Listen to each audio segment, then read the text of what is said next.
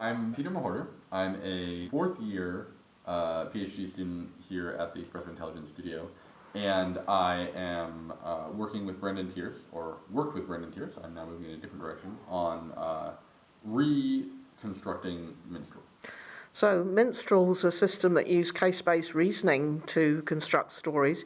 Can you just give us a brief explanation of how it did that? So Minstral is at its heart a case-based reasoning system. It takes a template with a bunch of blanks in it. It has a little bit of author-level sort of stuff going on in terms of planning that looks at the template and might add some notes here or there. But generally, what it does is it takes the template, which is mostly blank, and fills in pieces of the template by looking at material from a story library that it has. But you said the clever thing about it is that it doesn't have to have an exact match, and that if it can't find something in the story library which really corresponds to the template, it can replace it and look for something else? Right. So the sort of key difference from a standard CBR system is that instead of using some distance metric to find the nearest case in the story library, it randomly manipulates the query if it cannot find an exact match.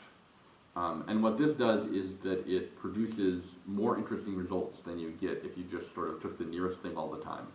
It also has a boredom system to keep it from sort of retreading the same ground over and over again.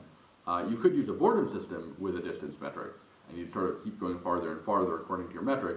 But the tram system really searches in a fundamentally different way than any sort of distance metric or nearest idea would. Can you just explain what TRAM stands for? So TRAM stands for Transform, Adapt, Recall Method, and there are about 20 different specific methods that Turner authored.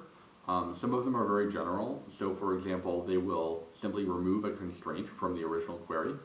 But basically a Transform, Recall, Adapt method first takes your query and transforms it.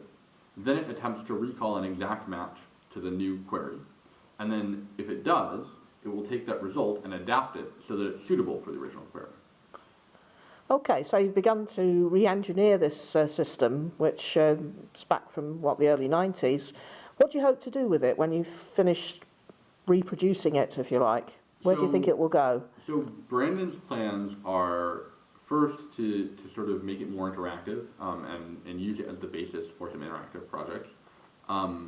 The sort of potential in this system is to, assuming you have a good library, basically freely generate stories or bits of stories that have the same kind of coherence as your library does.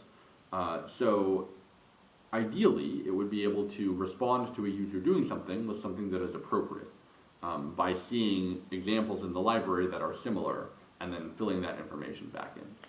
So can you imagine, for instance, using sort of wisdom of crowds approach on this, stick it on the internet, have thousands and thousands of people producing stories, accumulate a really large library, and then get some sort of surprising hybrids? Yes, that's definitely something that is on our minds at least.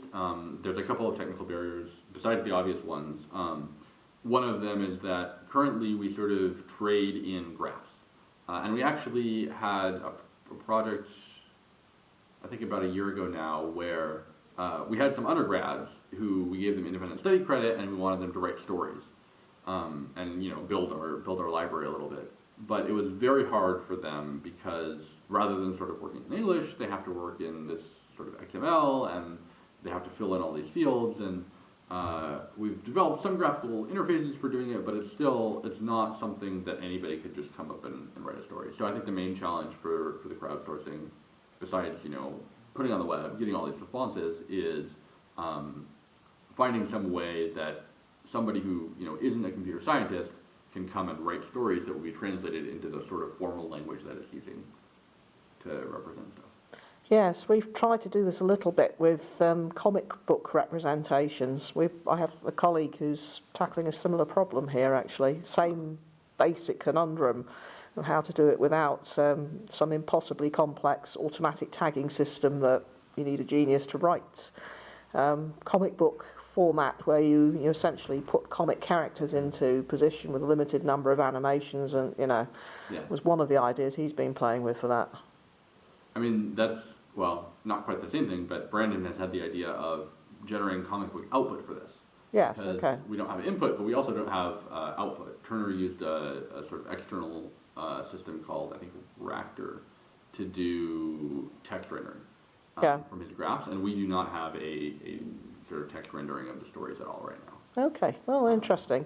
So what's the timeline for this? Well, we've been working toward and have just sort of completed an initial release, and we hope that, you know, we've sort of made it a library that's available. So if you want, you can go download it, run it on your own machine, play with it, and maybe even, you know, use it as the basis of something else. Now that that's done, I think Brandon's plans are to, well, he's trying to advance in the fall. So nothing in the short term, but I think the next step is making some interactive game or game-like things with it and sort of putting it to use and seeing how far we can go with it.